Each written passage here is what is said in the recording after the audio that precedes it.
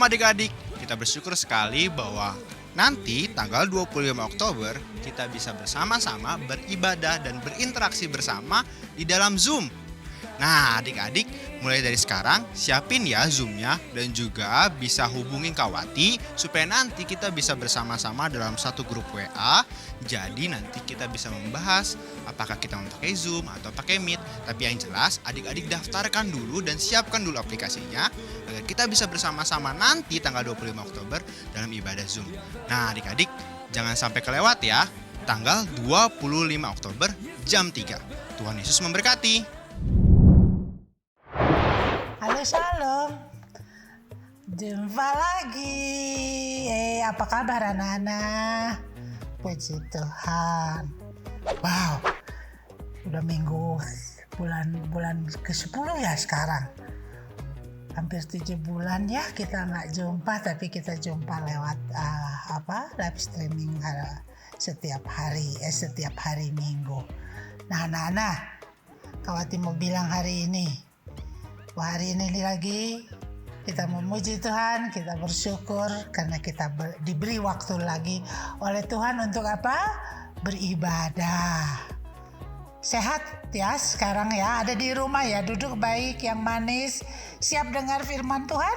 Siap. Nah, sebelum kita memulai seperti biasa, tetap harus mulai dengan berdoa. Kita berdoa, lipat tangan, tundukkan kepala, kita berdoa. Tuhan Yesus, terima kasih untuk sore hari ini. Kami bersyukur karena kebaikan Tuhan. Kami sangat percaya bahwa hari ini lagi kami bersyukur karena kami boleh beribadah. Berkati kami semua karena kami rindu mendengarkan firman Tuhan. Terlebih lagi juga kami ingin menyenangkan Tuhan dengan nyanyikan puji-pujian bagi Tuhan. Terima kasih Tuhan, berkati kami semua dari awal sampai selesai ibadah. Kami ingin menyenangkan Tuhan dalam nama Yesus. Amin. Yes. Lagu pujian, kita harus nyanyikan pujian ini. Kalian masih ingat ya? Sering kali Kawati ajak nyanyikan satu pujian ini. Hanya satu nama yang sanggup menyelamatkan manusia. Siapa namanya? Yesus. Hanya ada satu Tuhan. Ini dia pujiannya. Nyanyikan sama-sama.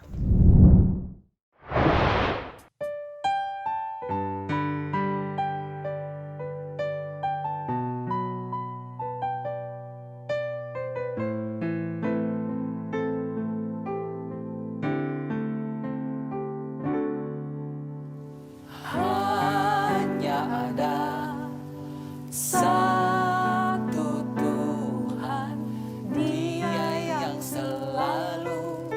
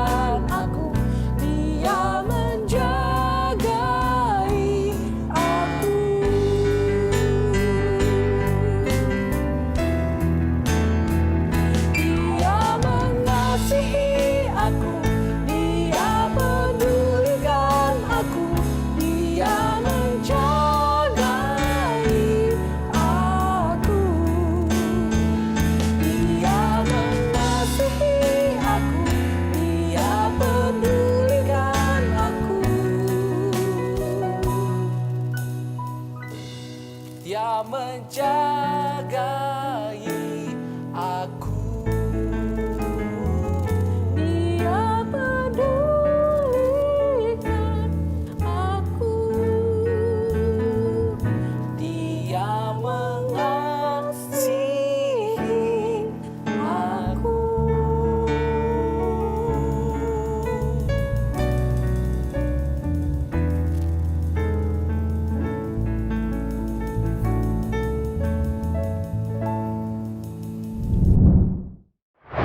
Oke. Tadi lagu itu katakan dia mengasihi aku. Dia pedulikan aku. Hanya Tuhan Yesus yang peduli akan anak-anak. Hanya Tuhan Yesus yang sayang kepada orang, kepada manusia. Oleh sebab itu dia datang ke dunia untuk menyelamatkan kita. Hanya ada satu Tuhan. Dan Tuhan kita namanya siapa? Yesus, Juru Selamat. Oke. Nah, masih ingat, kalau ingat minggu-minggu sebelumnya, ayat-ayat hafalan atau firman Tuhan disampaikan oleh kakak-kakak, kita masih ingat bahwa beberapa minggu terus berturut-turut Kak Wati, Kak Samuel, Pak Joko, Ibu Aida dan semua kakak-kakak ataupun yang setiap minggu sampaikan firman Tuhan, kita cerita dan sampaikan bahwa setiap orang yang mengasihi Tuhan harus ikut aturannya Tuhan, harus mengikuti hukumnya Tuhan. Oleh sebab itu bangsa Israel waktu dituntun oleh Musa dibawa keluar, lalu dituntun oleh Yosua untuk memasuki tanah Kanaan, mereka dikasih Tuhan aturan-aturan. Nah, Kak Wati mau bilang bahwa kalau kita ikutin hukum-hukum Tuhan diberkati.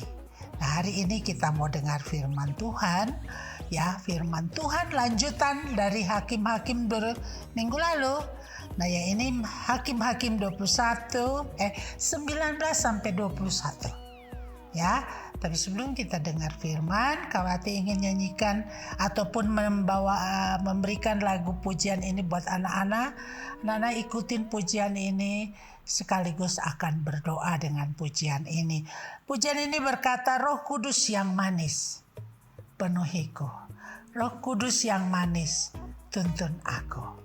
Dan inilah pujian dalam sikap menyembah Tuhan. Kita mau dengar firman Tuhan, tapi menyanyikan pujian ini. Tuhan berkati. Adik-adik, sekarang waktunya untuk kita mendengarkan firman Tuhan. Siapa yang mau dengar firman Tuhan? Yuk kita duduk yang manis, kita buka telinga dan hati kita. Buka hatiku untuk firman-Mu. Ku ingin menjadi seperti Yesus. Berfirmanlah Tuhan, ku mau mendengar dan melakukannya setiap hari. Roh Kudus yang manis, tolong aku menuruti firman Tuhan. Roh Kudus yang manis, jadikanku anak Tuhan yang manis. Adik-adik, ayo kita nyanyikan lagu ini sekali lagi dengan lebih sungguh-sungguh sambil mengarahkan hati kita sama Tuhan. Kita ingat kebaikan Tuhan Yesus dalam hidup kita. Buka hatiku untuk firman-Mu. Ku ingin menjadi seperti Yesus. Berfirmanlah Tuhan, ku mau mendengar dan melakukannya setiap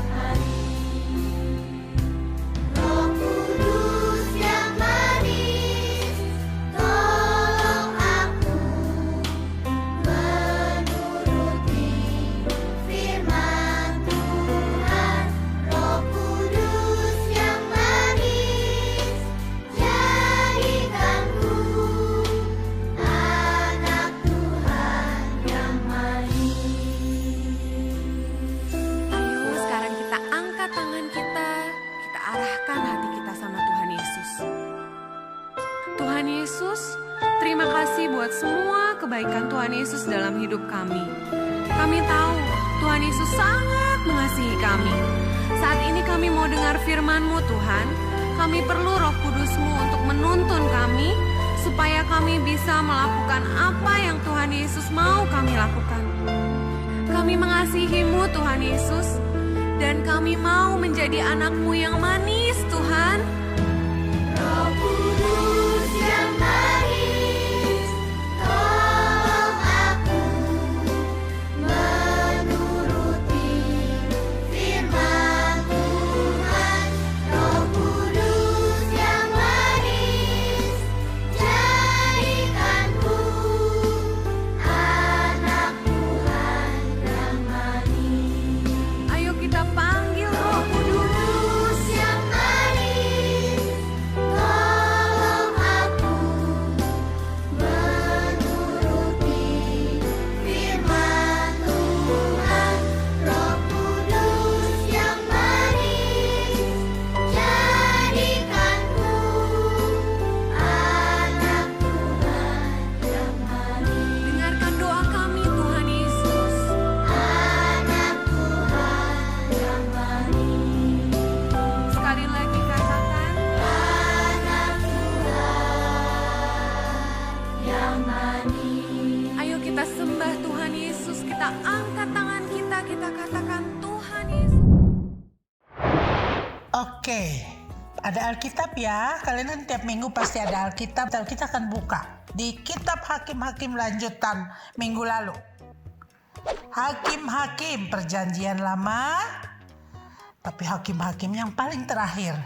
Pasal yang ke-21 ayat 25.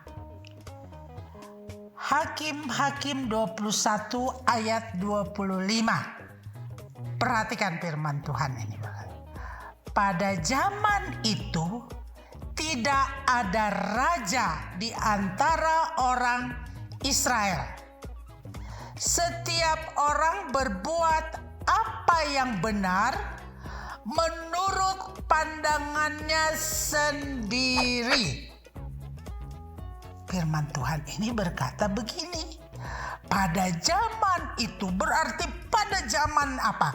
Pada zaman bangsa Israel tidak ada raja, tidak ada pemimpin, karena sesudah Yosua meninggal, mereka meminta pemimpin. Lalu Tuhan beri pemimpin, raja-raja. Tuhan kasih hakim-hakim. Tetap semua mereka berontak. Lalu pada dikatakan firman Tuhan bahwa tidak ada raja di antara orang Israel. Raja itu pada waktu itu dihormati, dihargai bahwa dia adalah pemimpin bangsa. Setiap apa yang disampaikan raja itu didengar oleh mereka dan mereka harus lakukan hal itu. Dan apa dikatakan, lanjut firman Tuhan ini katakan begini. Setiap orang berbuat apa yang benar menurut pandangannya sendiri. Wow, ngeri.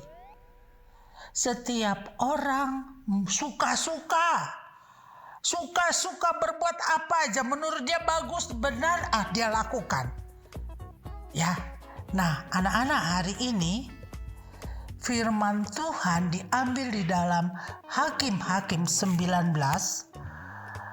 Kita buka Hakim-Hakim 19 dari ayat yang pertama. Perhatikan, ayat pertama berkata begini, bahwa karena suku-suku Israel telah gagal, ya, firman Tuhan berkata bahwa mereka adalah orang-orang yang sudah gagal. Gagal apa?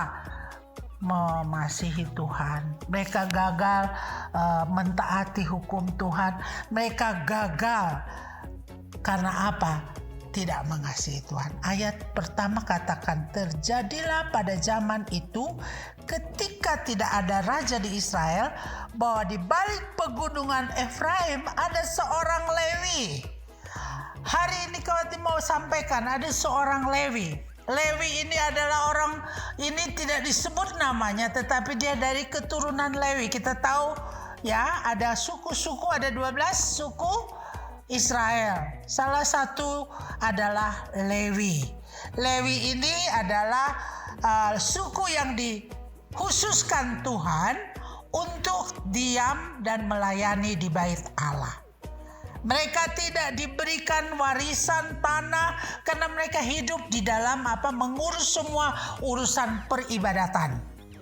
Semua urusan yang mereka, apapun yang ada di bait Allah adalah orang-orang yang lahir dari keturunan dari Lewi sampai anak cucu cicit semua ada di bait Allah. Urusannya ngurus urusan ibadah. Nah, ada dikatakan ada seorang Lewi. Dia sebagai pendatang, dia tinggal di Bethlehem Yehuda, dia pendatang. Tapi ada satu hal yang Kawati mau sampaikan, bahwa bapak ataupun keturunan Lewi ini dia mempunyai 2 istri.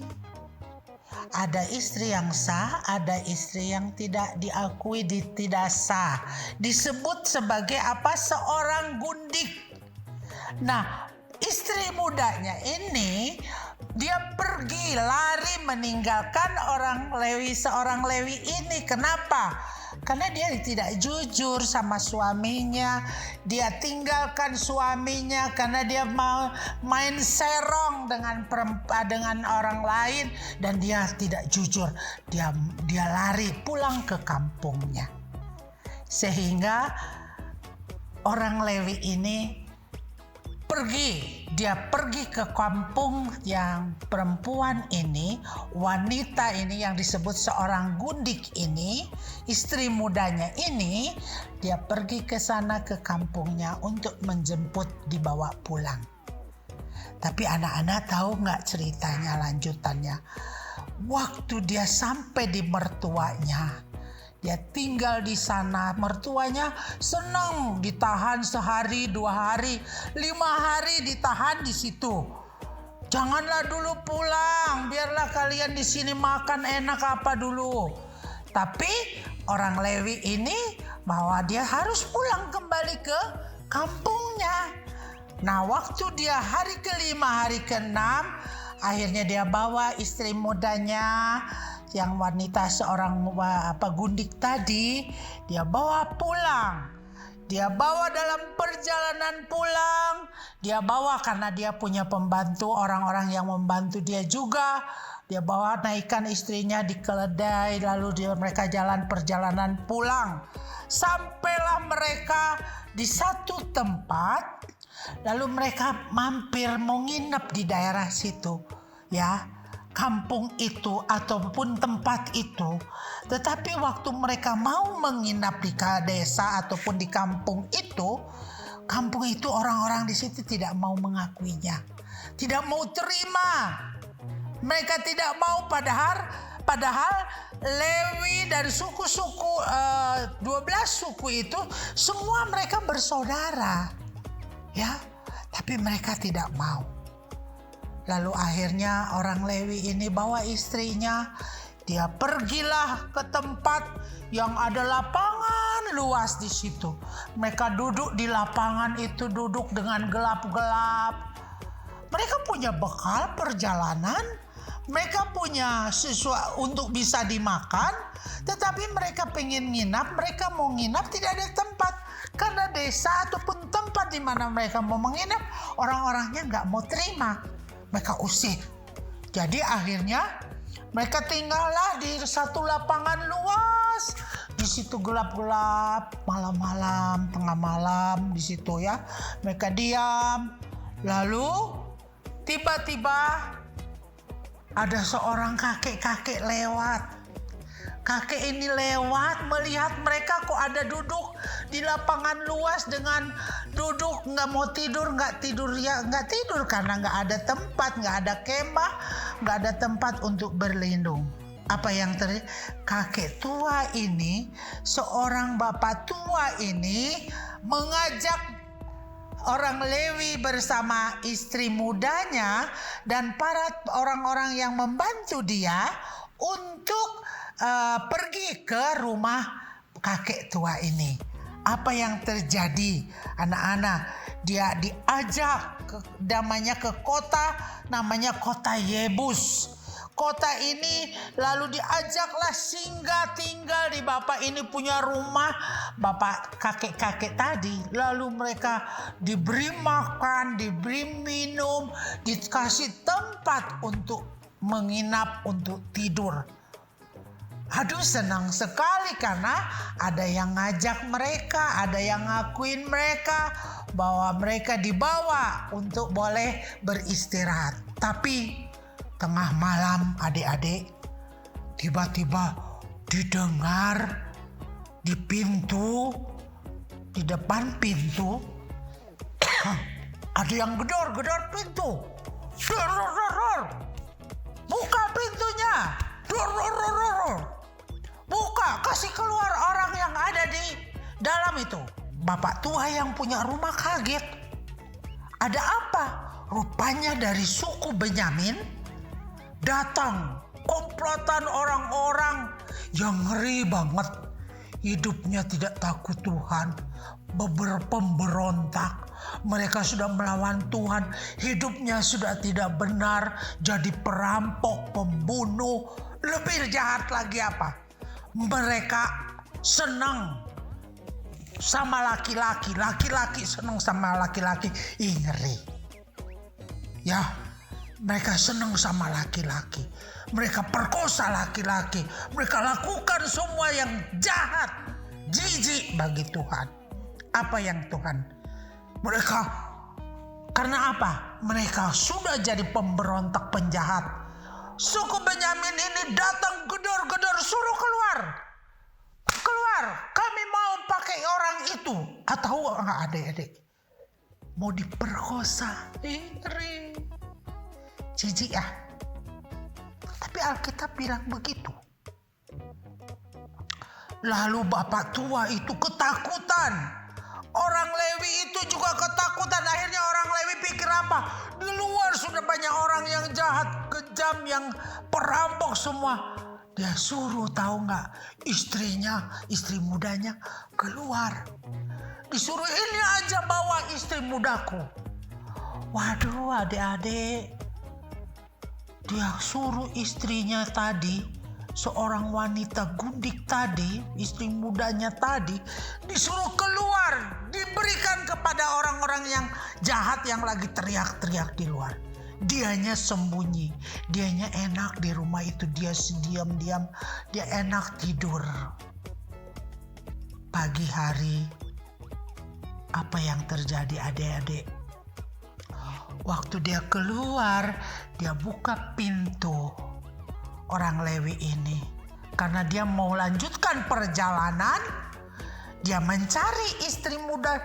Dia buka pintu, dia lihat seorang wanita yang sedang tergeletak di tanah situ di depan pintu. Apa yang dibuat? Dia kaget, dia bangunkan. Ayo, bangun. Apa yang dilihat dia? Wanita itu sudah tidak ada nyawa lagi. Sudah meninggal. Karena apa? Dipaksa, diperkosa, dianiaya oleh suku Benyamin tadi. Mereka jahat sekali adik-adik. Sehingga orang Lewi ini sedih sekali. Dia jengkel. Lewi, Benyamin kan masih bersaudara ya. 12 suku ini masih bersaudara karena satu orang tua, satu ayah. Ya, tapi kenapa keluarga turunan ini? Adik-adik, orang Lewi ini ambil istrinya. Dengar baik-baik. Dia bawa istrinya, lalu dia mutilasi. Tahu mutilasi? Dipotong-potong, ngeri. Dipotong-potong 12 potong ini wanita. Beberapa minggu lalu, 2 minggu lalu, kalian kalau dengar di TV, di berita-berita, ada orang yang berani, ada orang yang tega melakukan hal itu. Manusia dipotong-potong, dimasukin di dalam kantong kresek. apa yang orang Lewi lakukan hal ini terhadap istri mudanya. Dipotong-potong menjadi 12 potong lalu dia kirim kepada suku-suku yang lain, suku Dan. Semua dari semua 12 suku, 11 suku. Karena kan Benyamin 12 ya. Semua suku dapat potongan-potongan wanita yang dimutilasi, dipotong. Suku-suku ini terima bangkai wanita yang dipotong. Mereka bertanya, mereka marah dengan pesan bahwa keluarga ataupun keluarga kita, saudara kita, keturunan dari Benyamin, anak-anak Benyamin, semua yang namanya suku Benyamin, mereka adalah orang jahat. Mereka buat sesuatu yang jahat dengan pesan bahwa suku ini adalah suku yang sudah jahat sekali. Mereka memperkosa, mereka membunuh, mereka menganiaya, sudah tidak takut lagi Tuhan. Orang Lewi ini lakukan hal ini sehingga suku-suku yang lain marah, anak-anak.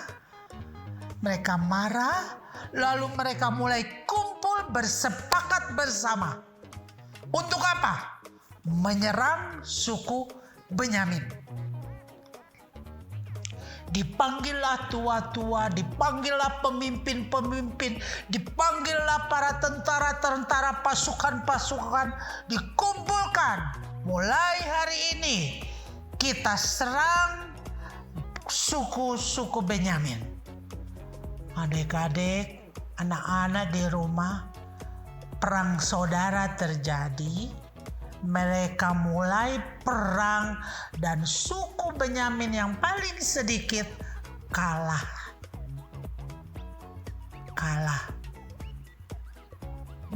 Mengapa mereka sampai berperang? Tadi firman Tuhan katakan, orang-orang pilihan Tuhan, bangsa Israel tadi, orang-orang yang disayang Tuhan, biji mata Tuhan, memberontak terhadap Tuhan, tidak ikut peraturan ataupun hukum-hukumnya Tuhan. Tidak ada pemimpin lagi, tidak ada yang mengajak, tidak seperti Musa, Yosua memimpin, tidak ada raja lagi, dan mereka dikatakan tadi firman Tuhan apa?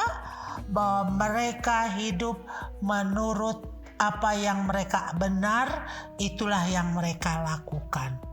Kalau mereka membunuh, memukul orang menurut mereka itu benar, itulah yang mereka lakukan. Jahat ya. Sudah tidak ikut pada aturannya Tuhan. Dan anak-anak yang dikasihi Tuhan, Tuhan tidak senang orang-orang yang mengasihi Tuhan memberontak terhadap Tuhan. Tuhan tidak mau orang-orang yang ditebus, yang diselamatkan memberontak terhadap Tuhan.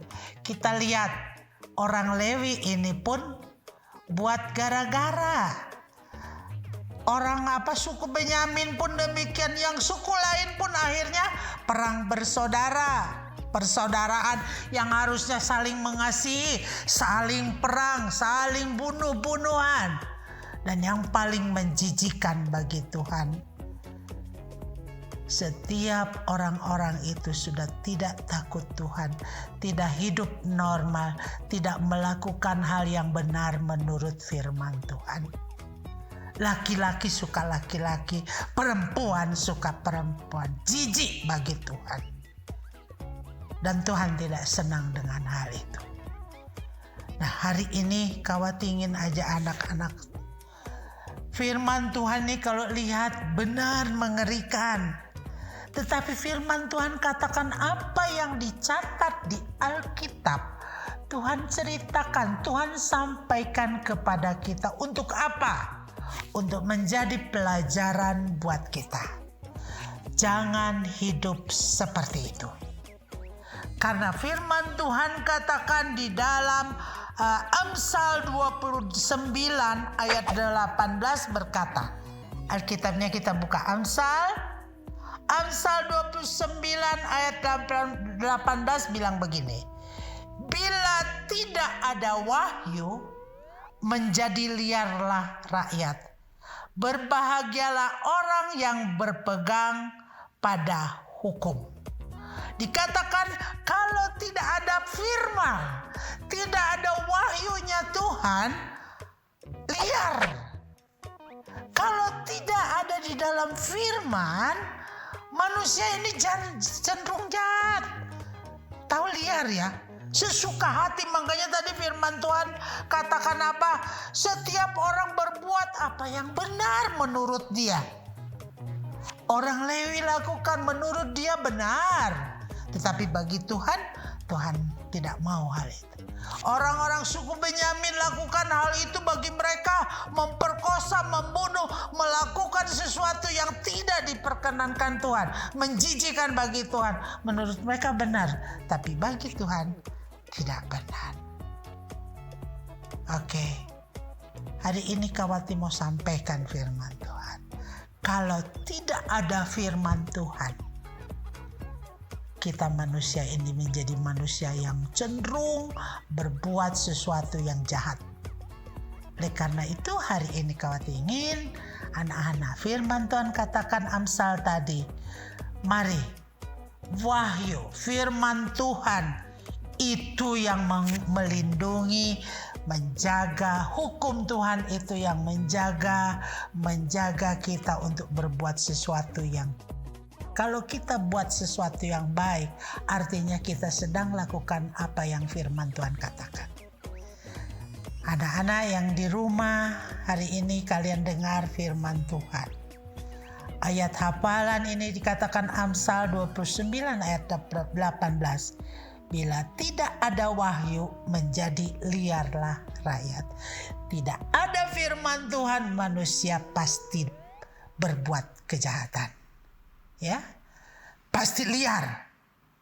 Ya, nah, oleh karena itu dari cerita firman Tuhan hari ini, anak-anak, mari kita cinta firman Tuhan.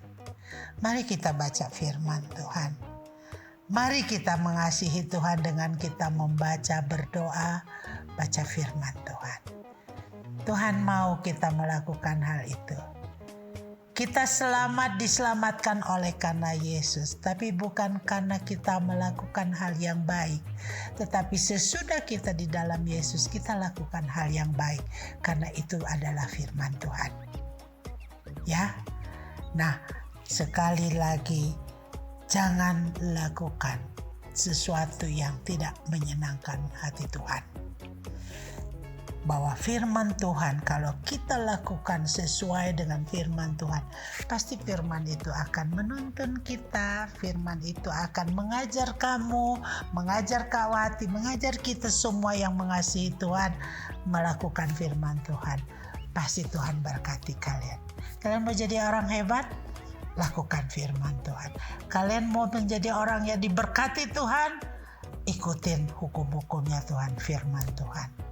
Ya. Nah, hari ini ayat hafalan dari mana tadi? Amsal 29 ayat yang ke-18. Amsal 29 ayat yang ke-18. Firman Tuhan yang terakhir Kawati ingin sampaikan, dengar baik-baik ya. Nehemia 9 katakan, tetapi karena kasih sayangmu yang besar, engkau tidak membinasakan mereka.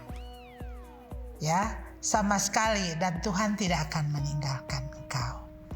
Nah, kalau ada sesuatu yang salah menurut kalian, sesuatu yang tidak baik, buru-buru datang sama Tuhan. Tuhan itu pengasih, Tuhan itu sayang kamu. Ya, makanya hari ini firman Tuhan katakan, kalau tidak ada pemimpin, tidak ada raja yang memimpin kalian, kalian punya Tuhan yang memimpin dan Tuhan yang menuntun kalian. Ya, Tuhan ada orang tua yang mengajar kalian di rumah, hormati mereka, kasihi mereka. Mereka adalah orang-orang yang diutus Tuhan untuk menjadi pelindung kalian. ada kakak-kakak rohani, ada para pembina-pembina rohani, itu pun dipakai Tuhan untuk mengajar kalian untuk mengasihi Tuhan. Ya, Tuhan berkati kalian. Oke? Tuhan berkati. Kita berdoa. Tuhan, terima kasih untuk firman Tuhan hari ini. Tuhan ingatkan kami bahwa membaca, mendengar, dan melakukan firman Tuhan itu sangat penting bagi kami. Karena kami tahu bahwa firman itu yang menuntun langkah hidup kami. Seperti Mazmur katakan bahwa firman Tuhan adalah pelita bagi kaki kami, terang bagi jalan kami. Dan oleh karena itu mulai hari ini dan seterusnya lagi kami mau hidup di dalam firman-Mu, karena firman-Mu yang memberikan kehidupan bagi kami. Kami percaya akan firman-Mu, kami percaya bahwa firman Tuhan memberkati kami jadi orang-orang yang mengasihi, yang berhasil, semua karena kami percaya akan firman-Mu. Terima kasih untuk sore hari ini kami boleh beribadah, kami berdoa untuk semua teman-teman kami yang mendengarkan firman Tuhan. Tuhan juga memberkati mereka. Kalau saat ini ada yang sakit, kami berdoa di dalam nama Tuhan Yesus. Tuhan jamah, Tuhan sembuhkan teman-teman kami. Terima kasih. Kami bersyukur, terima kasih untuk kasih setia Tuhan. Kami mau bawa hidup kami ke dalam tangan Tuhan untuk waktu-waktu ke depan, hari-hari ke depan, dalam seluruh kegiatan kami. Tuhan Yesus tolong kami, berkati kami. Kalau kami sekolah ataupun melalui online, apapun belajar melalui online, Tuhan tolong kami supaya terus kami giat, semangat. Sekalipun kami belajar di rumah, kami tetap percaya bahwa Tuhan buat kami bergairah, semangat karena kami anak-anak Tuhan yang menjadi berkat bagi yang lain. Terima kasih Tuhan. Di dalam nama Tuhan Yesus kami berdoa dan mengucap syukur. Haleluya. Amin. Amin anak-anak. Sampai ketemu lagi minggu-minggu yang akan datang. Tuhan berkati. Selamat sore.